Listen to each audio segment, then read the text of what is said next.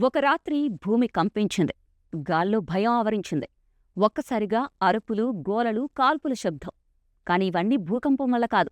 భూకంపం సంభవించిందంటే ప్రజలు బయటకు పరుగులు తీయడాన్ని చూశాం.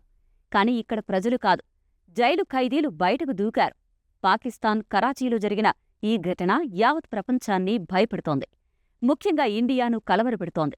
ఇదేంటి, పాకిస్తాన్ ఖైదీలు తప్పించుకుంటే ఇండియాకు నష్టమేంటని ఆలోచిస్తున్నారా? ఇక్కడే ఉంది అసలు ట్విస్ట్.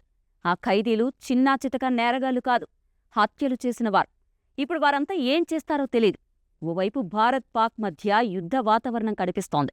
ఇలాంటి సమయంలో 216 మంది ఖైదీలు కరాచీ జైలు నుండి పారిపోవడం ప్రకంపనలు రేపుతోంది. ఇంతకీ ఆ రాత్రి ఏం జరిగింది? 200 మందికి పైగా ఖైదీలు ఎలా పారిపోయారు?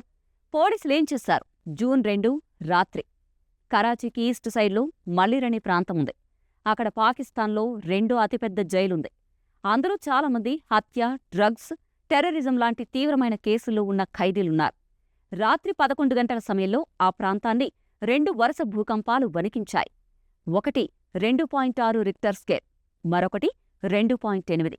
ఈ కంపనల కారణంగా జైలు భవనం బలహీనంగా మారుతుంది అన్న భయంతో అధికారులు ఖైదీలను తాత్కాలికంగా బయటకు తీసుకొచ్చారు. అయితే ఇది కావాలనే చేశారు అనే అనుమానాలు కూడా వ్యక్తమవుతున్నాయి.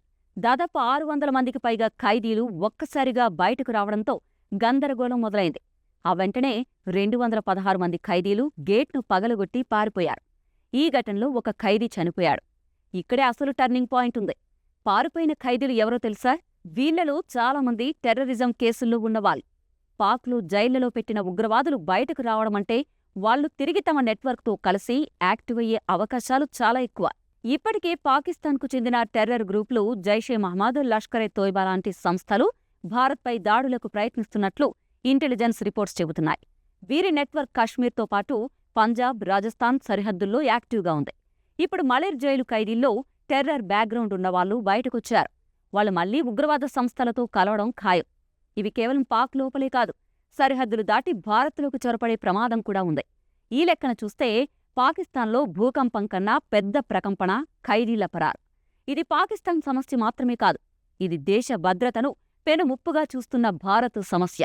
ఇలాంటి పరిస్థితుల్లో భారత ప్రభుత్వానికి ముందస్తుగా చర్యలు తీసుకోవాల్సిన అవసరం ఎంతైనా ఉంది. ఇంటెలిజెన్స్, సరిహద్దు బలగాలు అప్రమత్తంగా ఉండాలి. ఎందుకంటే ఒకవేళ ఈ ఖైదీలు టెర్రరిస్టులతో కలిస్తే ఏదైనా జరగొచ్చు. ఇంతకీ ఈ ఘటనపై మీరేమంటారు? ఖైదీల కుట్ర వెనుక అంతర్గత కుట్ర ఉందని మీరు నమ్ముతున్నారా? మీ అభిప్రాయాన్ని కామెంట్ చేయండి.